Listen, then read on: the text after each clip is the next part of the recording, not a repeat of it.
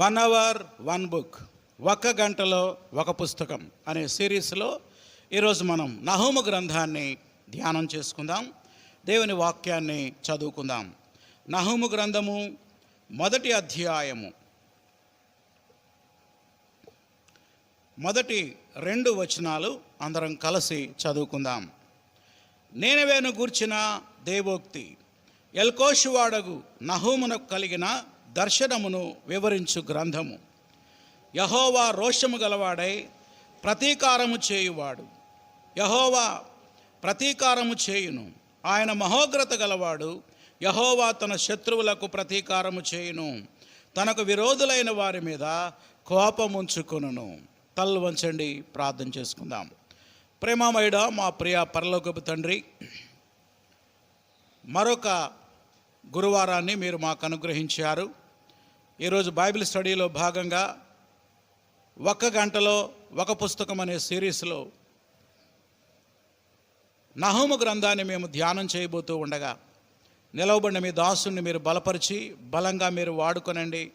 మీ రక్తంతో కడగండి, పరిశుద్ధపరచండి. యోగ్యమైన పాత్రగా మీ సేవకుని వాడుకొనండి. ప్రభువా, మీరు నడిపించిన ప్రతి బిడ్డను బట్టి వందనాలు.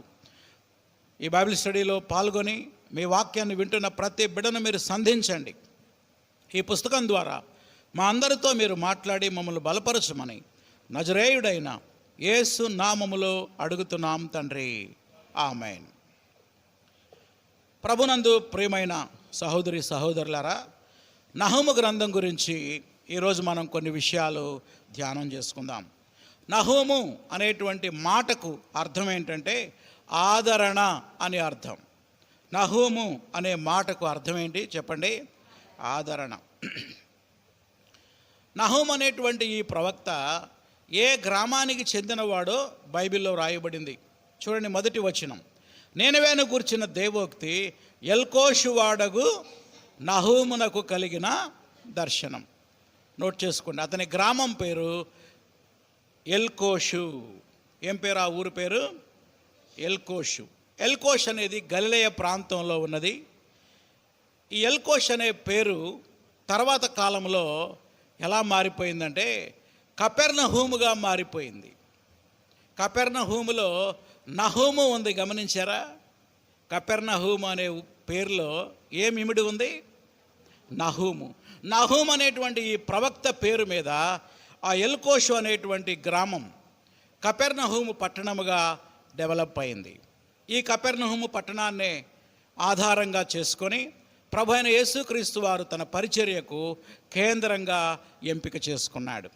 కాబట్టి కపెర్నహూము అనే పట్టణానికి ఆ పేరు ఎలా వచ్చింది? ప్రవక్త అయిన నహూము నుండి వచ్చింది. దాని అసలు పేరు ఎల్కోషు. రైట్. తర్వాత 3వదిగా వ్రాయబడిన కాలం. ఈ గ్రంథం ఎప్పుడు రాయబడింది? ఎప్పుడు రాయబడిందంటే క్రీస్తు పూర్వం 663 నుండి 612 సంవత్సరాల మధ్యకాలంలో. 663 నుండి 612 సంవత్సరాల మధ్యకాలంలో ఈ గ్రంథం వ్రాయబడింది. మరి ఈ గ్రంథం ఎవరికి వ్రాయబడింది? ఈ గ్రంథం నీనెవే పట్టణాన్ని ఉద్దేశించి వ్రాయబడింది. అష్షూరీయులకు రాయబడినటువంటి గ్రంథం ఇది. అంత మాత్రమే కాదు, యోధా వారికి కూడా రాశాడు. ఎవరికి రాశాడు? అష్షూరీయులకు మరియు యోధా దేశానికి ఈ ప్రవచనాలు వ్రాయబడ్డాయి. గతంలో మనం ధ్యానం చేశాం. ఇదే నీనెవే పట్టణానికి దేవుడు గతంలో ఒక ప్రవక్తని వాడుకున్నాడు. చెప్పగలరా ఎవరా ప్రవక్త? యోనా. యోనా వెళ్ళి దేవుని యొక్క వాక్యాన్ని ప్రకటించినప్పుడు రాజు మొదలుకొని చిన్నపిల్లల వరకు కూడా అందరూ గోనె పట్ట కట్టుకొని మారు మనసు పొంది దేవుని బిడ్డలుగా మారారు. మరి అదే నీనెవే పట్టణానికి సుమారు 100 సంవత్సరాల తర్వాత దేవుడు తీర్పు ప్రవచనాలు చెప్పడానికి నహూమును లేవనెత్తాడు. అంటే యోనాకి నహూముకి మధ్య కాలం ఎంత? సుమారు 100 సంవత్సరాలు. అనగా నీనెవే పట్టణస్థుల యొక్క పశ్చాత్తాపం, వాళ్ళ మారు మనసు అనేది నిలకడగా లేదు. ఈ 100 సంవత్సరాలలో మళ్ళీ వాళ్ళ మారు మనసు పొందినటువంటి వారు మళ్ళీ వెనక్కి వెళ్ళిపోయారు. మళ్ళీ విగ్రహారాధనలో పడిపోయారు. మళ్ళీ బలాత్కారం చేస్తున్నారు, మళ్ళీ నరహత్యలు చేస్తున్నారు, మళ్ళీ జారత్వం చేస్తున్నారు, మళ్ళీ చిల్లంగితనం చేస్తున్నారు, మళ్ళా లోకంలో కలిసిపోయారు. అందుకని ఫైనల్గా అష్షూరీయుల్ని శిక్షిస్తాను, తీర్పు తీరుస్తాను అని ప్రకటించడానికి దేవుడు నహూము అనే ప్రవక్తని లేపాడు. అయితే విచారం ఏంటంటే, యోనా పంపినప్పుడు దేవుని వాక్యాన్ని విని వాళ్ళు మారు మనసు పొందారు, కానీ నహూము ప్రకటించినప్పుడు వారిలో ఎవ్వరు మారు మనసు పొందల. అందుకే చివరికి వాళ్ళు క్రీస్తుపూర్వం 606లో అష్షూరు దేశం, నినవే పట్టణం నాశనం అయిపోయింది. ఆ డేట్ రాసుకోండి. ఎప్పుడది? క్రీస్తుపూర్వం 606వ సంవత్సరంలో నినవే పట్టణం నాశనం అయిపోయింది. యోనా ప్రకటించినప్పుడు వారు పశ్చాత్తాపడ్డారు కాబట్టి దేవుడు వారిని రక్షించాడు.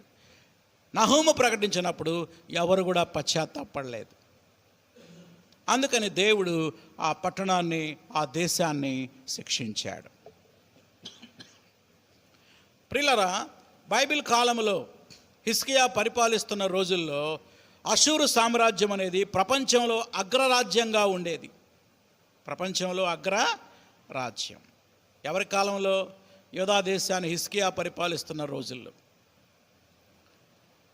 దానికి ముందుగానే అష్షూరీయులు ఇజ్రాయేల్ దేశం మీద దండయాత్ర చేసి క్రీస్తుపూర్వం 722లో ఈ పట్టణం అంతటిని నాశనం చేసి అక్కడున్న ఇశ్రాయేలీయులందరినీ బానిసలుగా తీసుకెళ్ళిపోయారు.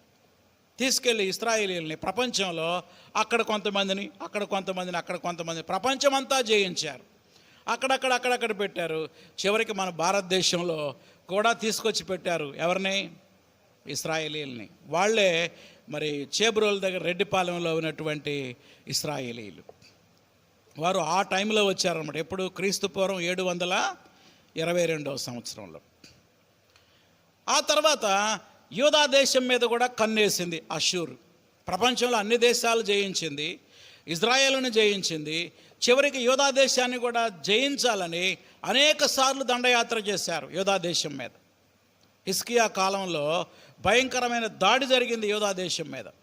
కానీ దైవభక్తుడైనటువంటి హిజ్కియా రాజు ప్రార్థన చేసి దేవుని సహాయాన్ని పొంది అద్భుతంగా అష్షూరు మీద విజయాన్ని సాధించాడు. దేవునికి స్తోత్రం కలుగునుగాక. ఈ చరిత్ర అంతా ఎక్కడుంటుందంటే 2వ రాజుల గ్రంథం 19వ అధ్యాయంలో ఉంటుంది. ఎన్నో అధ్యాయం? 2వ రాజుల గ్రంథం 19వ అధ్యాయం. హిజ్కియా ప్రార్థన దేవుడు ఆలకించి ఒక దేవదూతని పంపించాడు పరలోకం నుండి. ఆ ఒక్క దేవదూత 185,000 మందిని హతం చేశాడు ఒక్క రాత్రిలోనే. ఆ రీతిగా అష్షూరుని జయించడానికి దేవుడు యూదా దేశానికి సహాయం చేశాడు. ఆ దేశాన్ని పరిపాలించే సన్హెరీబ్ అనేటువంటి రాజు ఆ రాత్రే మర్డర్ అయిపోయాడు. అతని 2 కుమారులు అతన్ని చంపేశారు. ఆ రీతిగా దేవుడు యోధాని అష్షూరుకి అప్పగించకుండా దేవుడు యోధాని కాపాడాడు. ఆ తర్వాత కొంతమంది రాజులు పరిపాలించారు. దేన్ని? అష్షూరుని. అలాంటి రాజుల్లో చివరి రాజు పేరు ఏం పేరంటే అషుర్బాలిట్. ఏం పేరు ఆ రాజు పేరు? అషుర్బాలిట్. లిట్ ఇది బైబిల్లో లేదు, ఈ పదం చరిత్రలో నుంచి తీసుకోవడం జరిగింది. అషుర్బాలిట్ అనేటువంటి ఈ రాజు క్రీస్తుపూర్వం 612లో రాజ్యానికి వచ్చాడు. ఎప్పుడది? 612లో. ఈ రాజులు ఎంత దుర్మార్గులో యోనా గ్రంథం చెప్పినప్పుడు మీకు చెప్పా. ఈ చివరి రాజు అయినటువంటి అషుర్బాలిట్ అనేటువంటి రాజు భయంకరమైన క్రూరుడు. ప్రపంచ దేశాలన్నీ జయిస్తూ ఉన్నాడు. ఏ దేశం మీద యుద్ధానికి వెళ్తే దాని మీద గెలుస్తున్నారు వాళ్ళు. వాళ్ళు ఎంత క్రూరులు అంటే, పోయినసారి చెప్పాను, మళ్ళొకసారి చెప్తున్నా. శత్రు సైనికులను పట్టుకున్నప్పుడు బ్రతికుండగానే వాళ్ళని చెట్టు కట్టేసి చర్మం ఒలుస్తారన్నమాట. వాళ్ళు ఏడుస్తూ ఉంటే ఆనందంగా ఉంటారు. అటువంటి క్రూరులు. అష్షూరు దేశాన్ని పరిపాలించే రాజుగారి కుమారుడు ఉంటాడుగా, యువరాజు. ఆ యువరాజులో ధైర్యాన్ని నింపడానికి ఓడిపోయిన రాజు యొక్క తల నరికేసి దానికి తాడుగట్టి యువరాజు మెడలో వేస్తారంట. అది రక్తం గారుతూ ఉంటుంది. ఎందుకంటే అదే క్రూరత్వాన్ని కొడుకు కూడా నేర్పుతున్నారన్నమాట. రాజుల తలల్ని ఎదురుగా వేలాడదీసి దాని ముందు కూర్చొని భోజనాలు చేస్తూ ఉంటారు. అంత క్రూరులు, అంత కఠినులు. అందుకే దేవుడు అష్షూరు దేశాన్ని, నినివే పట్టణాన్ని నాశనం చేస్తానని దేవుడు ప్రకటించాడు. ప్రియులారా, అష్షూరు సామ్రాజ్యం చాలా బలమైన సామ్రాజ్యం. దాని చుట్టూ, నినివే పట్టణం చుట్టూ గోడలు ఉంటాయి. టౌన్ చుట్టూ గోడ ఉంటుంది, పట్టణం చుట్టూ. ఒక్కొక్క గోడ అంట 100 అడుగుల ఎత్తు ఉంటుందంట. ఎన్ని అడుగుల ఎత్తు అంటే శత్రువులు లోపలికి వచ్చే అవకాశమే లేదు. వెడల్పు 20 అడుగులు ఉంటుందంట. 20 అడుగుల వెడల్పు, 100 అడుగుల ఎత్తు కలిగినటువంటి గోడల్ని పగలగొట్టుకుని లోపలికి ఎవరైనా రాగలరా? ఎవరు రాలేరు. అది వాళ్ళ గర్వం. తమ ఎత్తైన ప్రాకారాలే వాళ్ళ గర్వం. 100 అడుగుల ఎత్తు గోడ ఉంటే ఆ గోడ మీద నుండి పైకి కోట బురుజులు ఉంటాయి. అవి ఒక 100 అడుగులు ఉంటాయి. అంటే 200 అడుగుల 100 అడుగుల గోడ, దాని మీద బురుజులు, ఇవన్నీ కూడా వాళ్ళకి భద్రతనిస్తున్నట్టుగా వాళ్ళు ఫీల్ అవుతారు. బహుగర్విష్ఠులు నినివే పట్టణస్థులు. ఇవి కాక వాళ్ళు దాక్కోవడానికి 1500 దుర్గాలు కట్టుకున్నారంట. ఎన్ని దుర్గాలు? కాబట్టి వాళ్ళు ఏమనుకుంటారంటే మమ్మల్ని ఎవ్వడు ఏమీ చేయలేడు అనుకుంటారు. ఆ దినాల్లో బబులోను సామ్రాజ్యాన్ని పరిపాలించేటువంటి రాజు నెబోపల్సర్ అనే రాజు అష్షూరు మీద దాడి చేయడానికి 3 సార్లు ప్రయత్నం చేశాడంట, ఆ గోడలు పగలగొట్టుకొని లోపలికి వెళ్ళటానికి. కానీ ఫెయిల్ అయిపోయాడు. ఏం పేరు ఆ రాజు పేరు? నెబోపల్సర్ అనేటువంటి బబులోను రాజు 3 సార్లు ప్రయత్నం చేసి ఓడిపోయాడు. అయితే ఆ పట్టణం ఓడిపోవడానికి కార్యం చేసింది ఎవరంటే సాక్షాత్తు దేవుడే ఆ పట్టణాన్ని ఓడిపోయేలా చేశాడు. చరిత్రలో అది చెప్తే మీరు ఆశ్చర్యపోతారు. దేవుడు తలుచుకుంటే అసాధ్యమైంది ఏమీ కూడా లేదు. ఆ పట్టణం ప్రక్కనే ఒక నది ప్రవహిస్తూ ఉంటుంది. ఆ నదికి దేవుడు భయంకరమైన వరదలు వచ్చేలా చేశాడట. ఏమొచ్చినాయి? భయంకరమైన వరదలు. ఎంత వరద అంటే ఆ వరదలో ఆ అలల తాకిడికి గోడను కొడతా ఉంటే గోడలు పగిలిపోయినాయి అంట. ఏమైపోయినాయి? గోడలు పగిలిపోయి బేటలు వచ్చేసినాయి. ఎంత బేటలు అంటే ఒక రథం లోపలికి వెళ్ళగలిగే అంత వెడల్పున చీలిపోయినాయి అన్నమాట. చూసారా? దేవుడు ఏం చేస్తున్నాడు? ఆ కోటల్ని పడగొడుతున్నాడు. ఏం చేయడం ద్వారా? వరదల్ని పంపించడం ద్వారా. అప్పుడు చాలా తేలికగా బబులోను సైన్యం తమ రథాలతోటి ఆ గోడ బేటలు వారింది కదా, సందులు, ఆ సందుల్లో గుండా లోపలికి దూరి ఆ పట్టణాన్ని వాళ్ళు జయించారు, ఓడించారు. అది ఎప్పుడు జరిగిందంటే క్రీస్తు పూర్వం 606లో జరిగింది. అనగా ఈ యొక్క నినివేకి తీర్పు ప్రవచనాలు చెప్పిన నహూము యొక్క ప్రవచనం నెరవేరడానికి దేవుడు వరదలు వచ్చేలా చేశాడు. ఇది అక్షరాల జరిగింది. అయితే ఈరోజు ఈ నహూము గ్రంథంలో 3 అధ్యాయాలు ఉన్నాయి. 3 అధ్యాయాలు కూడా తీర్పు గురించే. ఎవరి మీద తీర్పు? నినివేకు దేవుని యొక్క తీర్పు. ఇప్పుడు గ్రంథ విభజన. ఈ గ్రంథాన్ని ఎన్ని భాగాలుగా విభజించవచ్చు అంటే 3 భాగాలు, 3 అధ్యాయాలు, 3 భాగాలు. హెడ్డింగ్ పెట్టుకోండి. మొదటి అధ్యాయం నినివేకు దేవుని తీర్పు. ఏంటి చెప్పండి? నినివేకి దేవుని యొక్క తీర్పు. అది 1వ అధ్యాయం. రెండవది నినివే పతనమయ్యే విధానం. ఆ తీర్పు ఎలా జరిగింది అనేది 2వ అధ్యాయంలో ఉంది. నినివే పతనమయ్యే విధానము. ఒకటి నినివే పతనం, రెండవది నినివే పతనమయ్యే విధానం. అది ఎలా పతనమవుతుందో కూడా ముందుగానే మరి ప్రకటించాడు నహూము ప్రవక్త. 2వ అధ్యాయం.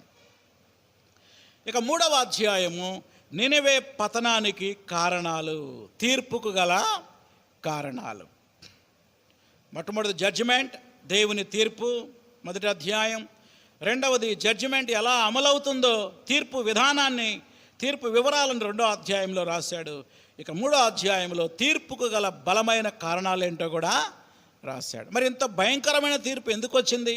ఎందుకు వచ్చిందో తెలుసుకోవాలంటే 3వ అధ్యాయాన్ని మనం అధ్యయనం చేయాలి. కనుక 3 మాటలు. నినివేకు దేవుని తీర్పు, మొదటి అధ్యాయం. రెండవది తీర్పు అమలయ్యే విధానం, 2వ అధ్యాయం. తీర్పుకు గల కారణాలు 3వ అధ్యాయం.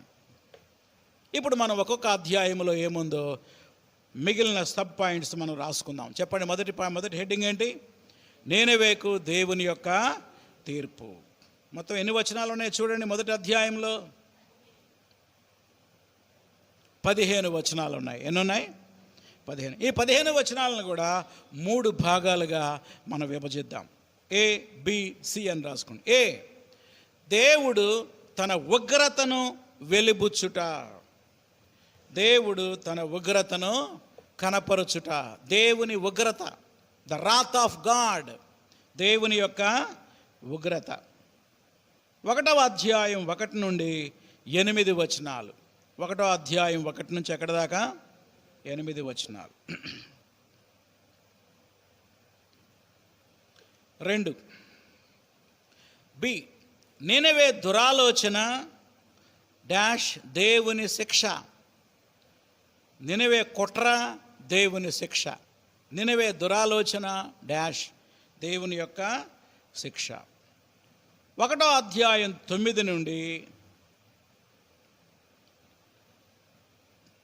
12వ వచనం ఏ అంటే సగమే, 12వ వచనం ఏ వరకు మరియు 14వ వచనం. 9 నుండి 12 ఏ కామా ఎన్నో వచనం మరలా 14వ వచనం. దేవుడు నినెవేని ఎందుకు శిక్షిస్తున్నాడు, ఎలా శిక్షిస్తున్నాడో ఆ శిక్ష గురించి క్లియర్గా ఈ వచనాల్లో మనం చూడొచ్చు. యోధాకు ఆదరణ. అది నినెవేని శిక్షించడం ద్వారా ఎవరికి ఆదరణ కలుగుతుంది? ఇప్పుడు యోధా దేశానికి ఆదరణ.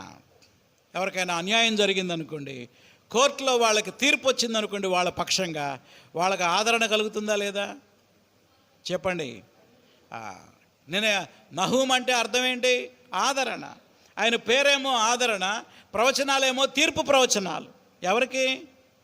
నీనెవేకి. కానీ నీనెవేని శిక్షించడం ద్వారా దేవుడు యోధాని మరోవైపు ఏం చేస్తున్నాడు? ఆదరిస్తున్నాడు.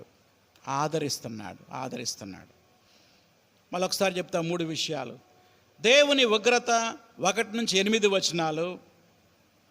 రెండవది ఏంటి? నీనెవే యొక్క దురాలోచన మరియు దేవుని యొక్క శిక్ష. 1వ అధ్యాయం 9 నుండి 12వ వచనం ఏ వరకు మరియు 14వ వచనం. 3వది యోధాకు ఆదరణ. రెఫరెన్స్ రాసుకోండి. 1వ అధ్యాయం 12b నుండి 13 వరకు. 12b నుండి ఎక్కడ దాకా? 13 వరకు మరియు 15వ వచనం. మరలా ఇంకెన్నో వచనం? 15వ వచనం. దీంతో మొదటి అధ్యాయం అయిపోయింది. ఇప్పుడు 2వ భాగంలోకి వద్దాం. గ్రంథ విభజనలో 2వది. చెప్పండి, 2వది ఏంటి? నీనెవే పతనమయ్యే విధానం. ఏ విధంగా ఆ తీర్పు అమలవుతుంది, ఎలా దేవుడు దానికి తీర్పు తీర్చబోతున్నాడు, తీర్పు ప్రకటన, తీర్పు విధానం. తీర్పు విధానము 2వ అధ్యాయంలో మనం చూస్తాం. దీనిలో కూడా 3 విషయాలు. A, B, C. ఏ, శత్రువుల దాడి. ఎవరి శత్రువుల దాడి అంటే అష్షూరీయుల శత్రువుల యొక్క దాడి. బ్రాకెట్లో బబులోను వాళ్ళు దాడి చేయడానికి వస్తున్నారు. ఎవరి మీదకి? నీనెవే మీదకి. దోచుకునేవారు వస్తున్నారు. బబులోనియన్స్ వస్తున్నారు. Babylonian attack on Assyrians. Nineveh పట్టణంపై బబులోను యొక్క దాడి. ఆ మాట రాసుకోండి క్లియర్గా. నీనెవే పట్టణంపై ఎవరు దాడి చేస్తున్నారు? బబులోను వాళ్ళు దాడి చేస్తున్నారు. 2వ అధ్యాయం 1 నుంచి 4 వచనాల వరకు. 2వ అధ్యాయం 1 నుంచి ఎక్కడి దాకా? 4. నెక్స్ట్ బి,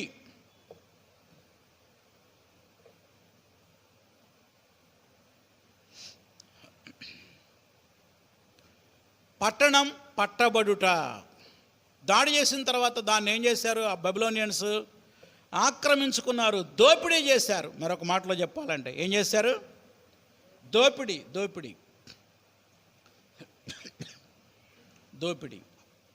పట్టణం పట్టబడుట 5 నుండి 10 వచనాలు. 5వ వచనం నుండి ఎక్కడి దాకా? 10 వచనాల వరకు.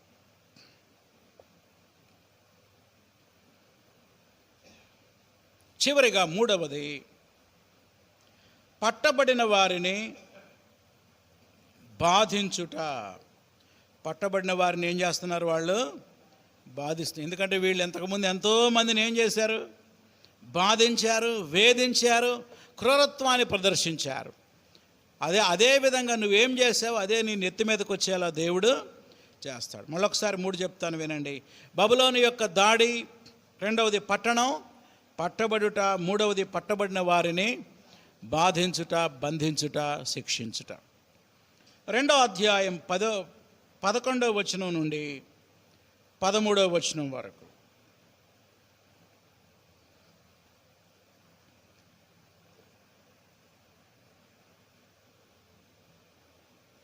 దీంతో 2వ అధ్యాయం ఆ రీతిగా మనం విభజించవచ్చు. చివరిగా 3వ అధ్యాయం ఏంటి? టైటిల్ చెప్పండి. 3వ అధ్యాయం ఏంటి? నినవే పతనానికి గల కారణాలు. మనం ఎప్పుడైనా ప్రవచన గ్రంథాలు చదివేటప్పుడు ఎక్కువగా ప్రవచనాలు, తీర్పు ప్రవచనాలు ఉంటాయి. అప్పుడు అధ్యయనం చేయాలి. వాళ్ళు తీర్పు ఎందుకు తీరుస్తున్నాడు, ఏంటి వీళ్ళు చేసిన తప్పేంటి, వీళ్ళ పాపం ఏంటని ఆ యాంగిల్లో అధ్యయనం చేయాలి. ఇప్పుడు దాకా తీర్పును ప్రకటించాడు, తీర్పు ఎలా వస్తుందో వివరించాడు. ఇప్పుడు తీర్పుకు గల కారణాలేంటి, తీర్పుకు గల కారణాలేంటో మనం చూద్దాం. కారణాలు మొత్తం 3. మొదటిది నరహత్య. మొట్టమొదటిది ఏంటి? నరహత్య, బలత్కారం. బలత్కారం, నరహత్య. 3వ అధ్యాయం 1 నుండి 3 వచనాలు. 3వ అధ్యాయం 1 నుంచి ఎన్ని వచనాలు? 3 వచనాలు. Next number 2. 2వది జారత్వం డాష్ చిల్లంగితనం. జారత్వం డాష్ ఏంటది? చిల్లంగితనం. చిల్లంగితనం అంటే ఏంటి? చిల్లంగితనం అంటే చేతబడులు చేయడం,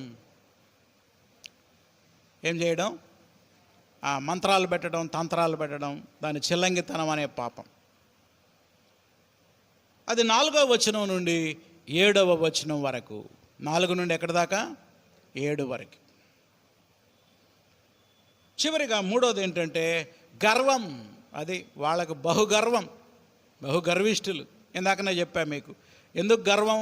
వాళ్ళకున్న సెక్యూరిటీని బట్టి వాళ్ళకి గర్వం. వాళ్ళ గర్వానికి గల కారణాలు ఏంటో ఇంకా డీటెయిల్గా మనం చూస్తాం. 8 నుండి 19 వచనాలు. 8 నుండి ఎక్కడి దాకా? 19 వచనాలు. ఈ పుస్తకంలో యేసు ప్రభువుని ఎలా చూడొచ్చు అంటే మనము తీర్పు తీర్చే దేవుడుగా మనం చూడొచ్చు. Hour God is a judge. మనం ఆరాధించే దేవుడు ఎవరు? నీతిగల న్యాయాధిపతి, రైచియస్ జడ్జ్. ఇప్పుడు ఒక్కొక్క అధ్యాయాన్ని మనం వరుసగా ధ్యానం చేద్దాం. ఒక్కొక్క అధ్యాయం నుంచి మనం ఏం నేర్చుకోవాలో మనం చూద్దాం.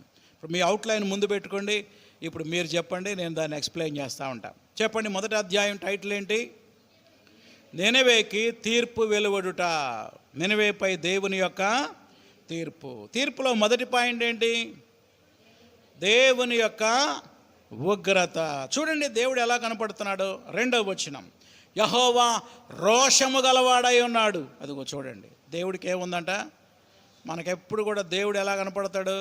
ప్రేమ గలవాడు, ప్రేమ గలవాడు, ప్రేమ గలవాడు. దేవుడు ప్రేమ గలవాడు మాత్రమే కాదు, మరోవైపు రోషము కలిగిన వాడు కూడా. తన బిడ్డల్ని హింసిస్తూ ఉంటే దేవుడు కోపం రాదా? చెప్పండి, వస్తుందా? రాదా? రాదా? వస్తుంది. ఎందుకని? యోధా ప్రజలు ఎవరో తనని ఆరాధించేటువంటి ప్రజలు తమ బిడ్డల్ని శిక్షిస్తూ ఉంటే దేవుడు ఊరుకుంటాడా? దేవుడు రోషము కలిగిన దేవుడు. ఇంగ్లీష్లో ఈ మాటకి అర్థం ఏంటంటే, ఇంగ్లీష్లో ఏమనుందంటే jealous God. Our God is a jealous. Jealousy వేరు, జలస్ వేరు. జలసీ అంటే అసూయ, జలస్ అంటే రోషం. జలస్ అంటే ఏంటి? రోషం.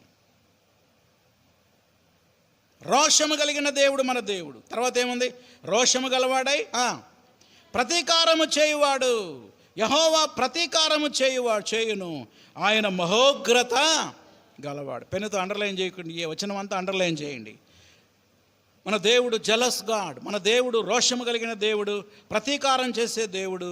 ఆయన మహోగ్రత గలవాడు. ఎవరికి ప్రతీకారం చేస్తాడట? యెహోవా తన శత్రువులకు ప్రతీకారం చేస్తాడు. అండర్లైన్ చేసుకోండి. దేవుని ప్రజలను ఎవరైతే హింసిస్తారో వాళ్ళు దేవుణ్ణి హింసించినట్టే కదా. ఏమన్నాడు ఇక్కడ? యెహోవా తన శత్రువులకు ప్రతీకారము చేయును. అష్షూరీయులు దేవునికి ఎవరంట? శత్రువులు. కారణం ఏంటంటే అష్షూరీయులు యోధా ప్రజలకు శత్రువులు కాబట్టి, యోధా ప్రజలు ఆరాధించే దేవుడు యెహోవా కాబట్టి దేవుడు ఎలా భావిస్తున్నాడో తెలుసా? నా ప్రజలకు ఎవరైతే శత్రువులుగా ఉంటారో వారు నాకు కూడా శత్రువులే. చూడండి దేవుడు మనల్ని ఎంత ప్రేమిస్తున్నాడు. తనకు విరోధులైన వారి మీద కోపం ఉంచుకుంటాడు. దేవుడు కోపగించేటువంటి దేవుడు. 2వ వచనం తర్వాత 3వ వచనంలో ఆయన గుణలక్షణాల్లో మరొక యాంగిల్ చూపించాడు. ఏంటో చూడండి. యెహోవా దీర్ఘశాంతుడు, మహాబలము గలవాడు. ఆయన దోషులను నిర్దోషులుగా ఎంచడు. ఆయన ఎంత బలవంతుడో చెప్తున్నాడు. యెహోవా తుఫానులో సుడిగాలిలో వచ్చేవాడు, మేఘములు ఆయనకు పాదధూళిగా ఉన్నవి. ఆయన ఎంత బలవంతుడంటే సముద్రాన్ని గద్దించి ఏం చేస్తాడు? ఆరిపోయేలా చేస్తాడు. నదులన్నింటినీ ఎండిపోయేలా చేస్తాడు. బాషాను, కర్మేలు అలాంటి పచ్చటి మైదానం కలిగిన ప్రాంతాలు వాడిపోయేలా చేస్తాడు.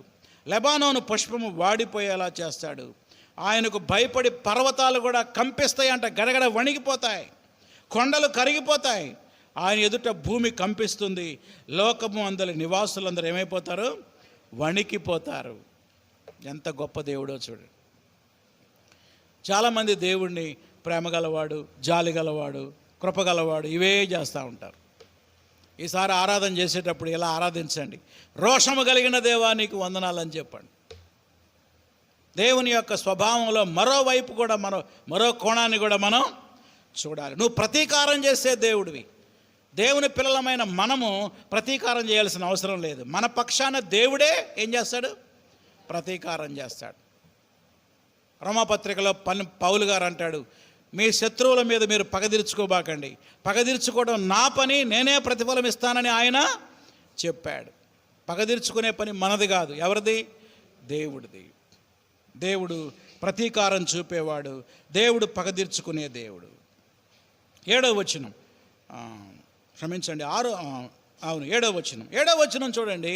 ఇప్పుడు దాకా నినవే పట్టణస్థుల గురించి చెప్పాడు. ఇదంతా నినవే పట్టణస్థుల మీద దేవుడు ఉగ్రతను కొమ్మరించే దేవుడని 7వ వచనంలో అంటున్నాడు, యెహోవా ఉత్తముడు, శ్రమదినమందు ఆయన ఆశ్రయదుర్గము, తన యందు నమ్మిక ఉంచు వారిని ఆయన ఎరుగును. ఈ వాక్యం ఎవరి గురించి అంటే యోధా ప్రజల గురించి. యోధా ప్రజలు కష్టం వచ్చినప్పుడు ఎవరిని ఆశ్రయించాడు? హిజ్కియా దేవుణ్ణి ఆశ్రయించాడు. కనుక యెహోవా ఉత్తముడు, శ్రమదినమందు ఆయన ఆశ్రయదుర్గం, తన యందు నమ్మిక ఉంచు వారిని ఆయన ఎరుగును. ఆయన వాళ్ళకు సహాయం చేస్తాడు. చూడండి దేవుని గురించి ఎన్ని గుణలక్షణాలు ఉన్నాయో. నహూము గ్రంథం చదువుతున్నప్పుడు దేవుణ్ణి మనసారా స్తుతించి ఆరాధించాలి. ఆయన రోషము గలవాడు, ప్రతీకారం చేసేవాడు, శత్రువుల మీద ఉగ్రతను కొమ్మరించే దేవుడని ఒకవైపు ఆరాధిస్తూ, మరోవైపు ఆయన ఉత్తముడని, శ్రమదినమందు చెప్పండి ఆశ్రయదుర్గమని, తన యందు నమ్మిక ఉంచే వారిని ఆయన ఎరుగుతాడు, వారిని కాపాడే దేవుడని మరో విధంగా కూడా దేవుని మనం స్తుతించి ఆరాధించాలి. 8వ వచనంలో ప్రళయ జలము వలె ఆయన ఆ పురస్థానము నిర్మూలము చేయును. అదిగో ప్రళయ జలము, అండర్లైన్ చేసుకోండి. ప్రళయ జలము ఇందాక చెప్పాను కదా, ఆ నదికి భయంకరమైన వరదలు వచ్చాయి, ప్రళయం అనే వరదలు వచ్చాయి. ఆ వరదలతో కోటలన్నీ ఏమైపోయాయి? కూలిపోయాయి, గోడలు బేటలు వారిపోయాయి. ప్రళయ జలము వలె ఆయన పురస్థానము నిర్మూలము చేయును. తన శత్రువులు అంధకారంలో దిగే వరకు ఆయన వారిని ఏం చేస్తాడు? తరుముతాడు. ఇది తీర్పు గురించినటువంటి ప్రకటన. తీర్పు గురించిన ప్రకటన. తర్వాత 2వ పాయింట్ ఏంటి? నినివే యొక్క దురాలోచన, దేవుని యొక్క శిక్ష. చూడండి నినివే ప్రజలు ఏం చేస్తున్నారు? 9వ వచనం, యెహోవాను గూర్చి మీ దురాలోచన ఏమిటి? అదిగో యెహోవాను గూర్చి దురాలోచన అంటే ఆ యోధాని గూర్చి వాళ్ళు దురాలోచన చేశారు. ఎప్పటికే మనం ఇజ్రాయెల్ని ఓడించాం, దీన్ని కూడా జయిస్తే ఇక మనకు ఎదురు లేదనుకున్నారన్నమాట. అంటే దేవుని ప్రజల మీద ఎవరైనా కుట్ర బన్నితే ఎవరికి వ్యతిరేకంగా కుట్ర బన్నినట్టు? దేవునికి వ్యతిరేకంగా. సౌలు పౌలుగా మారకముందు తన యొక్క క్రైస్తవులందరినీ హింసిస్తూ ఉంటే యేసు ప్రభు ప్రత్యక్షమై ఏమన్నాడు? సౌలా సౌలా నువ్వెవరో ప్రభు అంటే, నీవు హింసించుచున్న యేసుని. నిజానికి హింసించింది ఎవరిని? ఆయన బిడ్డల్ని. ఆయన బిడ్డల్ని హింసిస్తే ఎవరిని హింసించినట్టు? దేవుణ్ణి. అందుకే దేవుడు అంటున్నాడు, యెహోవాను గురించి మీరు దురాలోచన ఏమిటి? 10వ వచనం, ముండ్ల కంపవలే శత్రువులు కూడినా వారు ద్రాక్షారసము త్రాగి మత్తులైన ఎండిపోయిన చెత్త వలె కాలిపోతారు. మీరు ఎంతమంది ఏకమైపోయినా చివరికి మీరు ఓడిపోతారు, చెత్త కాలిపోయినట్టుగా కాలిపోతారని దేవుడు వారి మీద తీర్పు తీరుస్తూ ఉన్నాడు. 12వ వచనం, యెహోవా సెలవిచ్చినదేమనగా, వారు విస్తారమైన పూర్ణ బలము కలిగి ఉన్నను, అంటే వాళ్ళ సైనికులు ఎంత బలం గల వాళ్ళైనా కోత ఎందైనట్టు వారు కోయబడి ఏమైపోతారు? నిర్మూలమైపోతారు. 12a అంతవరకు అంత ఎవరి గురించి? నినవే గురించి. ఇంకో వచనం కూడా ఉంది కదా, ఎన్నో వచనం? 14వ వచనం, నినవే యెహోవా నిన్ను బట్టి ఆజ్ఞ ఇచ్చినదేమనగా, నీ పేరు పెట్టుకునేవారు ఇక పుట్టరు, నీ దేవతాలయంలో చెక్కబడిన విగ్రహమే కానీ పోతపోసిన ప్రతిమయే కానీ ఒక్కటి కూడా లేకుండా అన్నిటినీ నేను నాశనం చేస్తాను. ఎందుకంటే నువ్వు పనికిమాలిన వాడివి కనుక నేను నీకు సమాధిని సిద్ధపరుస్తున్నాను. దేవుడు భయంకరమైన తీర్పుని నినవే పట్టణం మీద ప్రకటించాడు మొదటి అధ్యాయంలో. అదే అధ్యాయంలో యోధాకి కూడా ఏం చెప్పాడు? చివరిలో ఆదరణ ప్రవచనాలు చెప్పాడు. చూడండి, ఆదరణ ప్రవచనాలు ఎక్కడి నుంచి ఎక్కడి దాకా? 12b అంటే 12వ వచనం 4వ లైన్ నెంబర్ 4 చూస్తున్నారా? దేవుడు యోధాతో అంటున్నాడు, ఓ యోధా, నేను నిన్ను బాధపరిచితినే, నేను నిన్ను బాధ పెట్టను, వారి కాడిమురాను నీ మీద ఇక నేను మోపకుండా దానిని విరగొడతాను. అనగా యోధా వారు చాలా సంవత్సరాలు అష్షూరీయుల కింద బానిసలుగా ఉన్నారు. వాళ్ళకి ప్రతి సంవత్సరం కప్పం కట్టేవాళ్ళు, ట్యాక్స్ కట్టేవాళ్ళు. అంటే వీళ్ళ మెడ మీద ఏ కాడి ఉంది? అష్షూరీయుల కాడి ఉన్నది. ఇప్పుడు అంటున్నాడు, ఆ కాడిని నేనేం చేస్తాను? విరగొడతాను, వారి కట్లను నేను తెంపుతాను. 15వ వచనంలో గుడ్ న్యూస్ చెప్తున్నాడు, శుభవార్త. ఎవరికి? యోధా వారికి. ఏంటా శుభవార్త? సువార్త ప్రకటించే సమాధాన వర్తమానము తెలియజేయవాని పాదములు పర్వతముల మీద కనబడుచున్నవి. జాగ్రత్తగా వినండి. బబులోను వాళ్ళు వచ్చి అష్షూరీయులు నినవే పట్టణం అంతా నాశనం చేస్తే అక్కడి నుంచి ఒకడు పరిగెత్తుకుంటా వచ్చాడంట, పర్వతాల మీద కంట నడుచుకుంటా. యోధా వారికి చెప్తున్నాడు, యోధా దేశ ప్రజలారా, మీకు శుభవార్త, మీ శత్రువు కూలిపోయాడు. ఎవరి చేతిలో? బబులోను చేతిలో. ఇది సువార్త కాదా వాళ్ళకి? అర్థమైందా మీకు? యోధా వారికి ఇదేం వార్త? శుభవార్త. చూడండి మళ్ళొకసారి 15వ వచనం, సువార్త ప్రకటించుచు సమాధాన వర్తమానము తెలియజేయవాని పాదములు పర్వతముల మీద కనబడుచున్నవి. అనగా వార్తాహరుడు పరిగెత్తుకుంటూ వచ్చి యోధా వారికి ఒక సువార్త చెప్తున్నాడు, ఒక శుభవార్త చెప్తున్నాడు. ఇక మీ కట్లు తెంపబడ్డాయి, మిమ్మల్ని హింసిస్తున్న అష్షూరు ఏమైపోయింది? నాశనం అయిపోయింది అన్నాడు. ఇదే మాటని యెషయా ప్రవక్త కూడా చెప్పాడు. చూడండి, యెషయా గ్రంథం 52వ అధ్యాయం 7వ వచనం. బైబిల్ అందరూ తీసి చూద్దాం. యెషయా గ్రంథం 52వ అధ్యాయం 7వ వచనం. ఇది కూడా అష్షూరు గురించి యెషయా భక్తుడు చెబుతూ ఈ మాట అన్నాడు, సువార్త ప్రకటించుచు సమాధానము చాటించుచు సువర్తమానం ప్రకటించుచు రక్షణ సమాచారం ప్రచురించు వాని పాదములు, నీ దేవుడు ఏలుచున్నాడని సియోనుతో చెప్పుచున్న వాని పాదములు పర్వతముల మీద ఎంతో సుందరములై ఉన్నవి. ఇది కూడా అష్షూరు గురించి చెప్పాడు. పైన చూడండి, 4వ వచనంలో అష్షూరు ఉంది. దేవుడైన యెహోవా అనుకొనుచున్నదేమనగా, తాత్కాలిక నివాసము చేయుటకై పూర్వకాలమున నా జనులు ఐగుప్తునకు పోయిరి, మరియు అష్షూరు నిర్నిమిత్తముగా వారిని బాధపరచను. కారణం లేకుండానే నా ప్రజల్ని బాధపరిచారు కదా, వాళ్ళని ఇప్పుడు నేను నాశనం చేస్తా. ఈ సువార్త తీసుకెళ్ళి వాళ్ళకి చెప్తారు, ఆ పాదములు ఎంతో సుందరములైనవి. ఇదే వచనాన్ని పౌలు గారు రోమాపత్రికలో కోట్ చేశాడు. చూడండి, రోమాపత్రిక 10వ అధ్యాయం 15వ వచనం. రోమీలకు రాసిన పత్రిక 10వ అధ్యాయం 15వ వచనం. ప్రకటించువారు పంపబడిన ఎడల ఎట్లు ప్రకటిస్తారు? ఇందు విషయమై ఉత్తమమైన వాటిని గురించిన సువార్త ప్రకటించు వారి పాదములు ఎంతో సుందరములై ఉన్నవని వ్రాయబడి ఉన్నది. అక్కడ రాసుకోండి మీ బైబిల్లో ఈ 2 రిఫరెన్స్లు. ఏమేమి రాసుకోవాలి? యెషయా గ్రంథం 52వ అధ్యాయం 7వ వచనం మరియు నహూము గ్రంథము 1వ అధ్యాయము 15వ వచనం. యెషయా 52:7, రెండవది నహూము గ్రంథం 1వ అధ్యాయం 15వ వచనం. ఈ యూదాకు శుభవార్త చెప్పే వారి గురించి యెషయా భక్తుడు ప్రవచించాడు. ఇంకెవరు ప్రవచించారు? నహూము ప్రవచించాడు. ఇదే వాక్యాన్ని తీసుకొని పౌలు గారు రక్షణ సువార్తను ప్రకటించే సువార్తికుల పాదములు ఎంతో సుందరములైన. దేవుని సేవకులు మీ ఇంట్లో అడుగుపెట్టి మీ ఇంట్లో ప్రార్థన చేస్తూ ఉంటే, మీ ఇంటి వారికి సువార్త ప్రకటిస్తూ ఉంటే వారి పాదములు ఎంతో సుందరములై ఉన్నవి. అంటే వాళ్ళ పాదాలకేం మట్టి అంటుకోదు, బురద అంటుకోదని కాదు. ఆ వార్త ఎంతో విలువైనది. ఆ వార్త ఎంతో ఆదరణిస్తుంది. ఆ వార్త నిన్ను కట్ల నుండి విడిపిస్తుంది. ఆ రోజు అష్షూరు కట్ల నుండి యోధాను విడిపించాడు. ఈరోజు ఈ ప్రభు అయిన యేసుక్రీస్తు వారు పాపపు కట్ల నుండి పాపులను ఏం చేస్తున్నాడు? విడిపిస్తూ ఉన్నాడు. మనందరం కూడా ఒకప్పుడు పాపులమే. పాప బంధకాల నుంచి దేవుడు మనల్ని విడిపించాడు. ఎవరి ద్వారానో మనకు సువార్త అందింది. ఆ మనకు సువార్త ప్రకటించిన వారి పాదములు ఎంతో సుందరములై ఉన్నవి.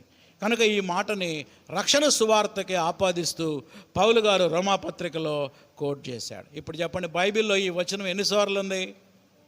3 చోట్ల. మొట్టమొదటి చెప్పింది ఎవరు? యెషయా ప్రవక్త. రెండవది చెప్పింది ఎవరు?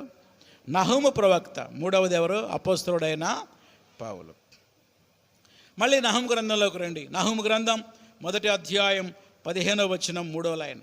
యోధా, నీ పండుగలను ఆచరింపుము, నీ మొక్కుబళ్ళు చెల్లింపుము. వ్యర్థుడు నీ మధ్య ఇక సంచరించడు. వాడు బొత్తిగా ఏమైపోయాడు? నాశనమైపోయాడు. సంతోషంగా పండగలు జరుపుకోండి. మీరు అంతకుముందు పండగ జరుపుకుందామంటే చర్చిలో డబ్బులు ఉండేవి కాదు. ఎందుకని? ఈ డబ్బులన్నీ తీసుకెళ్ళి ఆడికి కట్టేవాళ్ళు. ఎవరికి? అష్షూరు రాజు అయిన సన్హెరీబుకి కట్టేవాళ్ళు.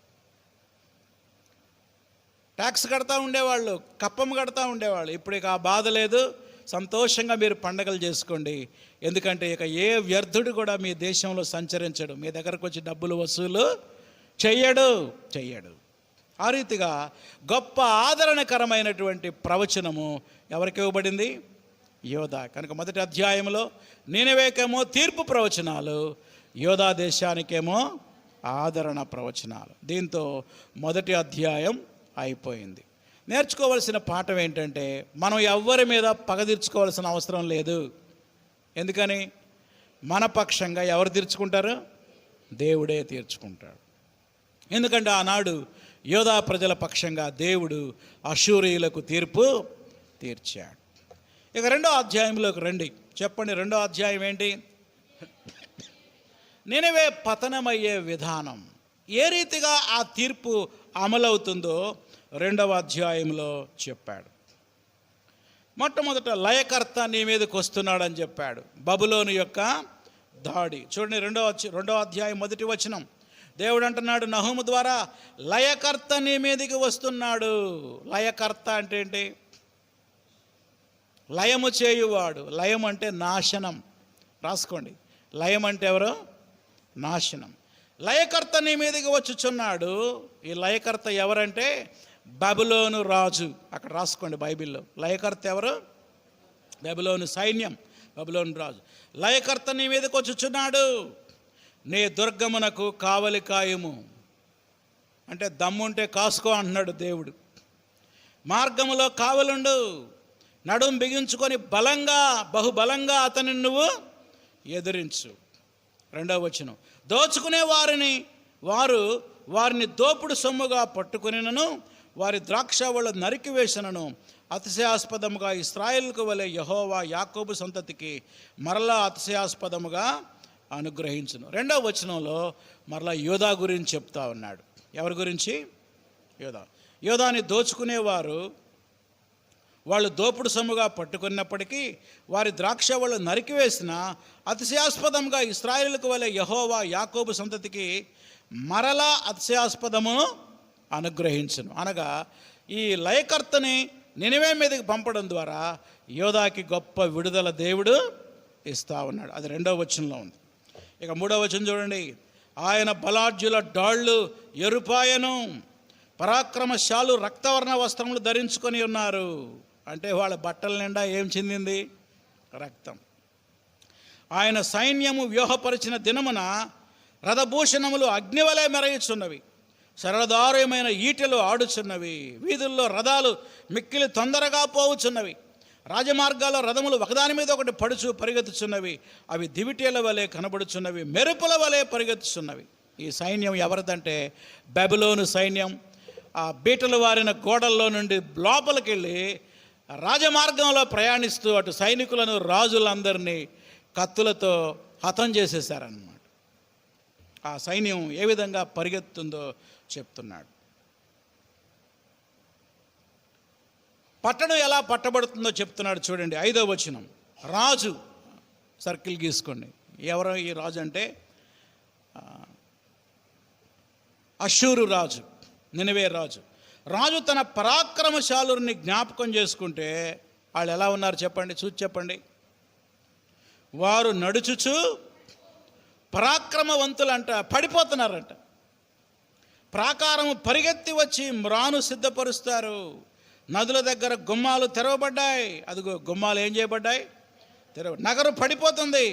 నినివే పట్టణం, ఆ నగరం అంతా పడిపోతుంది. నిర్ణయమైనది దిగంబరమై కొనుపోబడుచున్నది. గువ్వలు మూలుగునట్లు దాని దాసీలు రొమ్ము కొట్టుకొనుచు మూలుగుచున్నారు. ఆ దేశంలో ఉన్నటువంటి స్త్రీలట రొమ్ము కొట్టుకొని ఏడుస్తున్నారంట. అయ్యో అయ్యో అయ్యో, మా ఇళ్లల్లో జ్వరబడి మా పిల్లల్ని చంపేస్తున్నారు, మా భర్తలను చంపేస్తున్నారు, మా కొడుకులను చంపేస్తున్నారని ఏడుస్తున్నారు.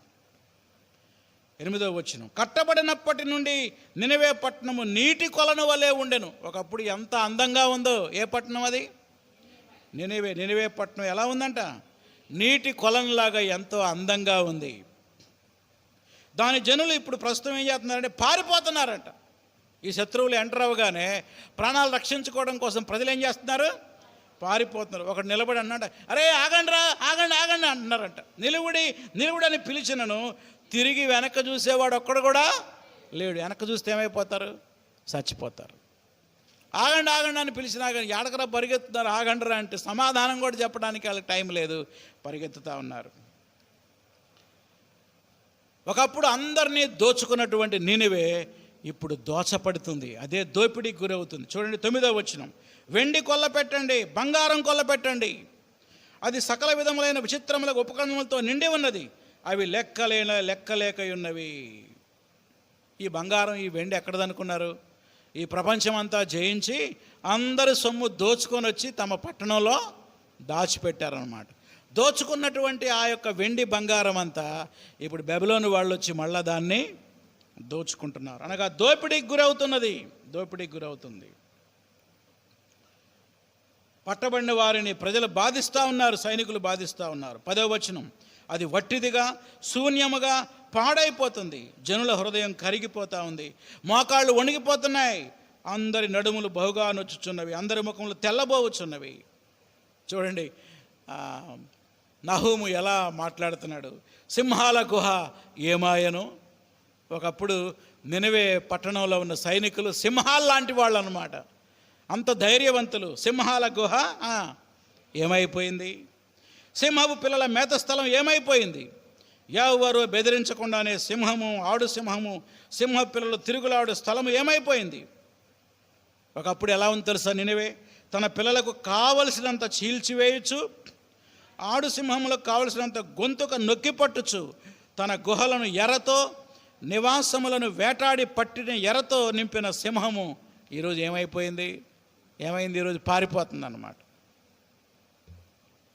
దేవుడు అన్నాడు 13వ వచనంలో, నేను నీకు విరోధినై ఉన్నాను. ఇక దేవుడే విరోధి అయితే ఎవరు రక్షిస్తారు? వాటి పొగ పైకెక్కున్నట్లుగా నీ రథాలు కాల్చివేస్తాను, కత్తిని కొదమ సింహములు మింగివేస్తుంది. కొదమ సింహాలు అంటే ఇక్కడ సైనికులు అన్నమాట. బలాఢ్యులైన సైనికుల్ని మింగివేస్తుంది. నీకు ఇక దొరకకుండా భూమిలో నుండి నువ్వు పట్టుకున్న ఎర్రను నేను తీసివేస్తా. నీ దూతల శబ్దం ఇక వినబడదు. ఇదే సైన్యములకు అధిపతి యెహోవా వాక్. పట్టణం ఘోరంగా పట్టబడింది. పట్టబడిన వారిని బాధించారు, చంపబడింది.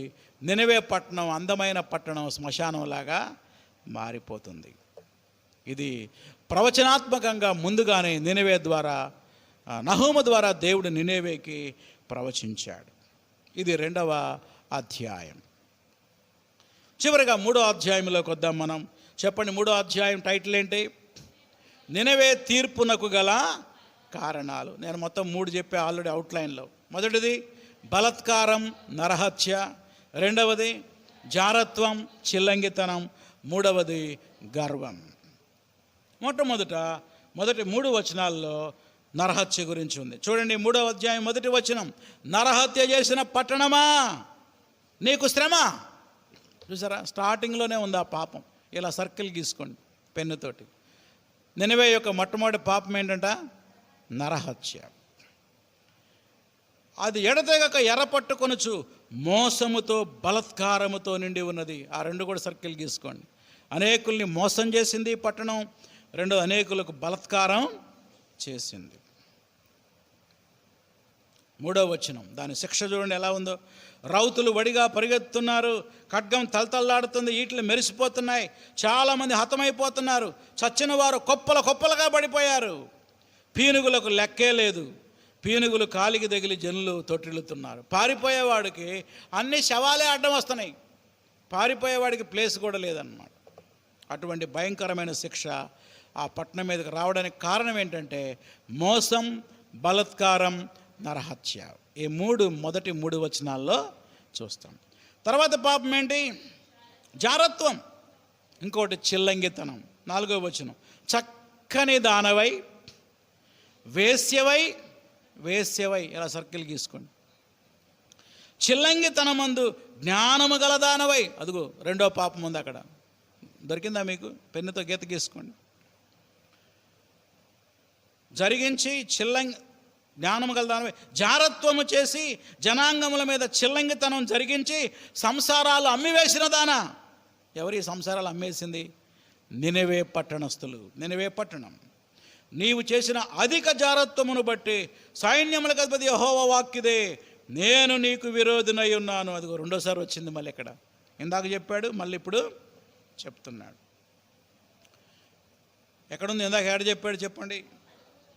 1:13లో ఉంది, నేను నీకు విరోధినై ఉన్నాను. 3వ అధ్యాయం 5వ వచనంలో ఉంది. అక్కడికి ఒక గీత పెట్టుకోండి బైబిల్లో. అక్కడి నుంచి ఒక గీత పెట్టుకోండి.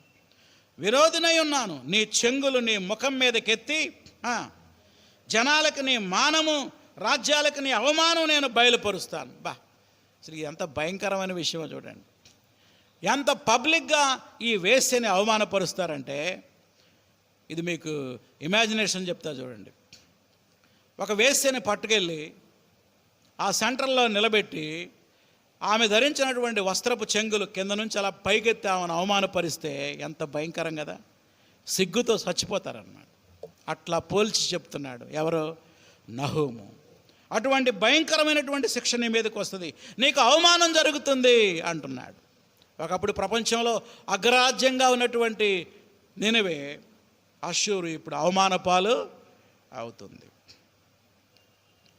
10 మంది ఎదుట నీ మీద మాలిన్యం వేసి నిన్ను అవమానపరుస్తాను. అప్పుడు నిన్ను చూసే వాళ్ళందరూ ఏడుస్తారంట. అయ్యో 7వ వచనం, నినవే పాడైపోయిందే, దాని గురించి అంగలార్చువారు ఎవరు? నిన్ను ఓదార్చు వారిని ఎక్కడి నుండి పిలుచుకొని వచ్చేదమని అందరూ.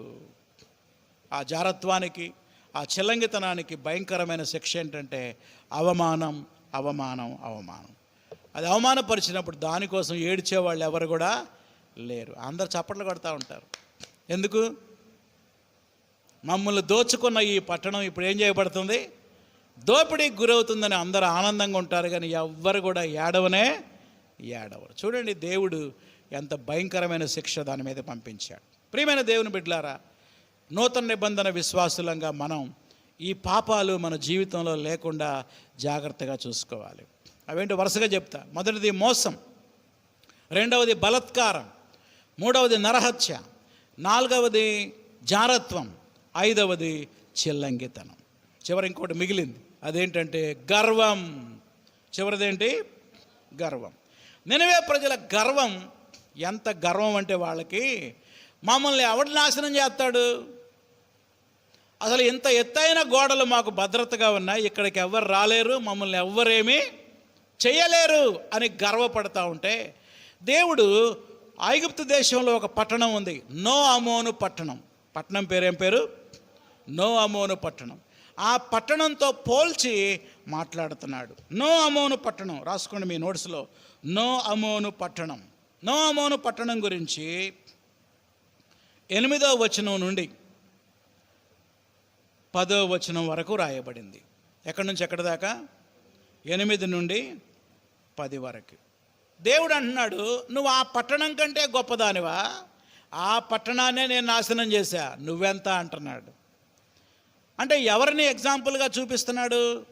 అష్షూరీయులకి నో అమోను పట్టణాన్ని ఎగ్జాంపుల్గా చూపిస్తాడు. చూడండి, ఆ ఎగ్జాంపుల్ చదువుతాను నేను. 8వ వచనం.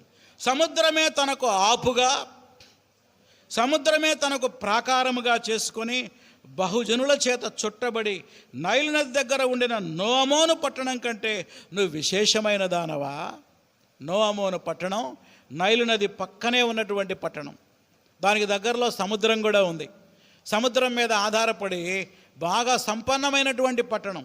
ఓడల ద్వారా వ్యాపారం జరిగిస్తూ చాలా బిజినెస్ కేంద్రం అన్నమాట నో అమోను పట్టణం. సంపన్నమైన పట్టణం, సారవంతమైన పట్టణం. ఒకవైపు సముద్రం ద్వారా వ్యాపారం, మరోవైపు నైల్ నది ద్వారా విస్తారమైన పంటలు పండుతాయి అన్నమాట. అంత సంపన్నమైన పట్టణం కంటే నువ్వేమన్నా గొప్పదానివా? ఓ నినవే! ఎందుకంటే అంత భద్రత ఉన్న దాన్ని నేను నాశనం చేశాను. నువ్వెంత? నువ్వేమనుకుంటున్నావంటే నన్ను ఎవడేం చేస్తాడు అనుకుంటున్నావు. చూడండి 9వ వచనం. ఆ నో అమోను పట్టణానికంట మంచి మంచి బలవంతులైన దేశాలు సపోర్టుగా ఉన్నాయంట. కూషీయులు, ఐగుప్తీయులు దాని శూరులైరి, వారు విస్తార జనముగా ఉండిరి. పూతువారు, లూబీయులు నీకు సహాయులైరి. ఆగండి, ఇక్కడ నీకు అంటే నినవేకు కాదు, నో అమోనుకు. అక్కడ రాసుకోండి. తెలుగు బైబిల్లో నీకు అని రాయబడింది, కానీ ఇంగ్లీష్ బైబిల్లో NIV న్యూ ఇంటర్నేషనల్ వర్షన్ బైబిల్లో ఆమెకు అనే పదం వాడాడు. హర్ నో అమోనుకు, ఆమెకు సహాయలేరు. అంటే నో అమోను పట్టణానికి చాలామంది సపోర్ట్ చేసేవాళ్ళు ఉన్నారు. ఎవరెవరు? కూషీయులు ఉన్నారు, ఐగుప్తీయులు ఉన్నారు, పూతువారు ఉన్నారు, లూబీయులు ఉన్నారు. 10వ వచనం. అయినను అంటే ఇంత సపోర్ట్ ఉన్నప్పటికీ అది చెరపట్టబడి కొనిపోబడెను, నువ్వెంత అంటున్నాడు అన్నమాట. రాజమార్గముల మొగలయందు శత్రువులు దానిలో చిన్నపిల్లల్ని బండ్లకేసి కొట్టి చంపారు. దాని గనుల మీద చీట్లు వేసి ప్రధానులందరినీ సంకెళ్లతో బంధించారు. ఇప్పుడు నినవేతో అంటున్నాడు, నీవు కూడా మత్తురాలవై దాక్కుంటావు, శత్రువు రావడం చూసి ఆశ్రయదుర్గం వెతుకుతావు. అయితే నీ కోటలన్నీ అకాల పండ్లు గల అంజూరపు చెట్ల వలె ఉన్నవి. ఒకడు వాటిని కదిలింపగానే పండ్లు తినవచ్చిన చోట అవి పడును. అకాల ఫలాలంటే కాలం రాకముందే వచ్చినటువంటి పండ్లు. అంజూరపు తోట దగ్గరికి వెళ్ళి చెట్టు ఊపితే చాలు కాయలన్నీ కింద పడ్డట్టుగా నువ్వు కట్టుకున్నటువంటి దుర్గాలు ఉన్నాయా, 1500 దుర్గాలు, అవన్నీ పళ్ళు రాలిపోయినట్టు రాలిపోతాయి. 13వ వచనం. నీ జనులు స్త్రీల వంటి వారైరి, అంటే బలహీనులయ్యారని. స్త్రీల వంటి వారంటే స్త్రీలు బలవంతులా బలహీనులా? నీ శత్రువులు చొచ్చునట్లు నీ దేశపు గౌనుల అడ్డకర్రలు తీయబడ్డాయి, అగ్ని నీ అడ్డుగడియల మీద కాల్చుచున్నది. ముట్టడి వేసే కాలానికి నీళ్లు చేదుకో. అదిగో శత్రువులు వచ్చారు, మీ గోడల చుట్టూ ముట్టడి వేస్తున్నారు. నీళ్లు జాగ్రత్తగా దాచిపెట్టుకో, ఎందుకంటే నువ్వు బయటికి వెళ్తే చచ్చిపోతావు. పట్టణంలోకి ఏమి లోపలికి రాదు, బయటికి పోదు, ఎందుకంటే తలుపు వేసేస్తారు కదా. కాబట్టి వాటర్ రిజర్వాయర్లు దాచిపెట్టుకో నీ పట్టణస్తులందరి కోసం. నీ కోటల్ని బలపరుచుకో, ఎక్కడన్నా బేటలు వారితే తిరిగి కట్టుకో. జిగటమంటిలోనికి దిగి ఇటుకలు తయారు చేయి, బురద తొక్కు, ఆవములను సిద్ధపరచుము. అండర్లైన్ చేయండి, ఆవము అనే మాట. ఏంటి ఆవం అంటే? ఏంటి? రాసుకోండి. ఆవము అంటే అచ్చు. రాళ్ళు తయారు చేసేటప్పుడు మట్టిని ఒక అచ్చులో పెడతారు కదా, ఆ అచ్చులా అనగానే రాయి బయటికి వస్తుంది. అక్కడ రాసుకోండి బైబిల్లో, ఆవము అంటే అచ్చులు. ఇటుకలు తయారు చేసే అట్టులు. ఎక్కడెక్కడ బేటలు వారి అవన్నీ కట్టుకో. అచ్చడనే అగ్ని నిన్ను కాల్చివేస్తుంది, ఖడ్గం నిన్ను నాశనం చేస్తుంది, గొంగళి పురుగు తినివేయ రీతిగా అది నిన్ను తినేస్తుంది. నీవు సంఖ్య గొంగళి పురుగులంత విస్తారంగా, మిడతలంత విస్తారంగా ఉండు. నీ వర్తకులు లెక్కకు ఆకాశ నక్షత్రముల కంటే ఎక్కువగా ఉన్న గొంగళి పురుగు వచ్చి అంతా నాకెగిరిపోతాయి అన్నమాట. అది వర్తకులు అంటే వ్యాపారస్తులు. చాలా సంపన్నమైనటువంటి దేశం ఇది. బిజినెస్ బాగా జరిగేటువంటిది. అందుకే తమ ధనాన్ని బట్టి కూడా వాళ్ళకి గర్వం, తమ ప్రాకారాలను బట్టి గర్వం, వర్తకులను బట్టి గర్వం. 17వ వచనం, నువ్వు ఏర్పరిచిన శూరులు మిడతలంత విస్తారంగా ఉన్నారు. నీ సైనికులు చలికాలం ముందు కంచెల్లో దిగి గొంగళి పురుగుల్లో ఉన్నారు. కానీ ఉపయోగం ఏముంది? ఎండకాయగానే పురుగులన్నీ ఏమైపోతాయి? ఎగిరిపోతాయి. పురుగులు ఎగిరిపోయినట్టుగా నీ సైనికులు ఏమైపోతారు? ఎగిరిపోతారు. 18వ వచనంలో దేవుడు అన్నాడు, అష్షూరు రాజా, నీ కాపరులు నిద్రపోయారు. కాపరులు అంటే ఎవరంటే ఆ కోట గోడల మీద కూర్చొని శత్రువులు ఎవరైనా వస్తున్నారా అని చూస్తూ ఉండి బోర ఊదేవాళ్ళు అనమాట. కాపరులు ఏమైపోయారంట? దేవుడు నిద్ర వచ్చేలా దేవుడు చేశాడు వాళ్ళకి. శత్రువులు ఈజీగా లోపలికి వచ్చారు. శత్రువులు లోపల జొరబడుతుంటే ఒక్కడు కూడా బాకా వదలేకపోయాడు. ఎందుకు వదలేకపోయారు? దేవుడు వాళ్ళకి నిద్రమత్తిచ్చాడు. నీ ప్రధానులు పండుకున్నారు. నీ జనుల పర్వతం మీద చెదిరిపోయారు. వారిని సమకూర్చేవాడు ఒక్కడు లేడు. నీకు తగిలిన దెబ్బ బహు చెడ్డది. నీ గాయానికి చికిత్స ఎవడో చేయజాలడు. జనులందరూ ఎడతెగక నీ చేత హింసనొందారు. నిన్ను గూర్చిన వార్త వినేవాళ్ళందరూ నీ విషయమై చప్పట్లు కొట్టి సంతోషిస్తారు. ఎందుకంటే నువ్వు అనేక మందిని ఏం చేశావు? హింసించావు. ఆ మాట గమనించారా మీరు? లాస్ట్ వచనం, జనులందరూ ఎడతెగక నీ చేత ఏం పొందారు? హింస పొందారు. ఇప్పుడు వాళ్ళు నిన్ను గూర్చి వార్త వినగానే వారందరూ నీ విషయమై ఏం చేస్తారు? చప్పట్లు కొట్టి సంతోషిస్తారు.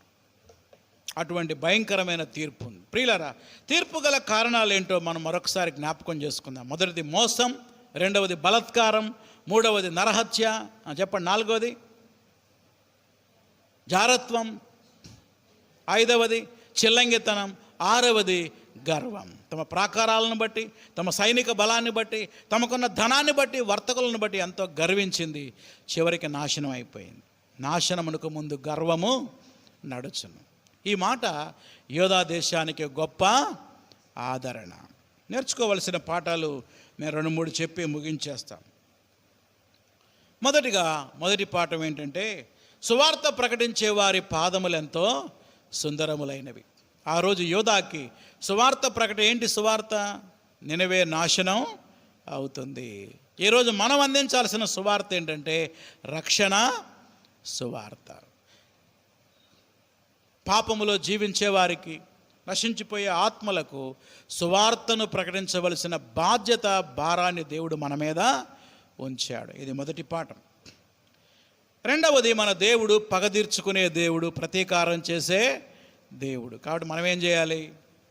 మనం ఎవ్వరి మీద పగ తీర్చుకోకూడదు. ఎవరికి అప్పచెప్పాలి ఆ పని? దేవునికి అప్పచెప్పాలి. చివరిగా మూడవది, గర్వాన్ని అణిచివేసే దేవుడు. కాబట్టి మనం దేనిని బట్టి కూడా ఏం చేయకూడదు? గర్వపడకూడదు. ప్రార్థన చేసుకుందాం. తలలు వంచండి.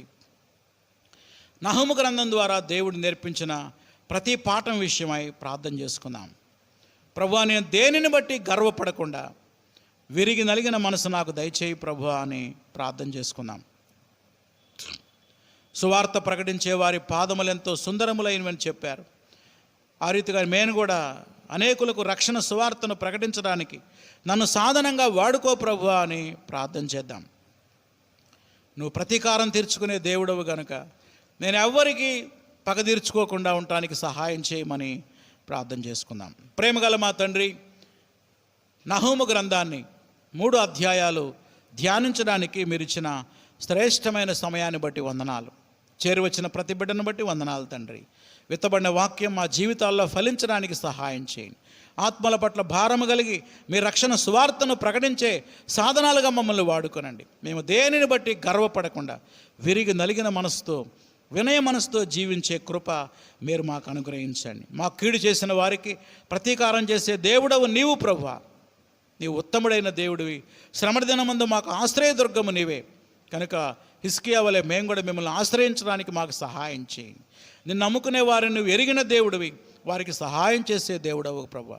కనుక మీ మీద ఆధారపడే కృప మా అందరికీ దయచేయమని యేసు నామములో అడుగుతున్నాం తండ్రి, ఆమేన్. ప్రభు యేసు రక్తమే జయం, అపవాది క్రియలకు లయం. ప్రభు యేసు రక్తమే జయం, అపవాది క్రియలకు లయం. ప్రభు యేసు రక్తమునకు సంపూర్ణ విజయం, అపవాది క్రియలకు అనంత నాశనం. హల్లెలూయా, స్తుతి స్తోత్రం, ఆమేన్. మన తండ్రి అయిన దేవుని ప్రేమ, ప్రభు అయిన యేసుక్రీస్తు కృప, పరిశుద్ధాత్మ అన్యోన్య సహవాసము కాపుదల ఇప్పుడు ఎల్లప్పుడూ సదాకాలం మనకు తోడై ఉండునుగాక, ఆమేన్. అందరికీ వందనాలు. God bless you. ఈ వారమంతా నహూము గ్రంథాన్ని చదువుకోండి, ధ్యానించండి. దేవుడు మిమ్మల్ని దీవించునుగాక, ఆమేన్.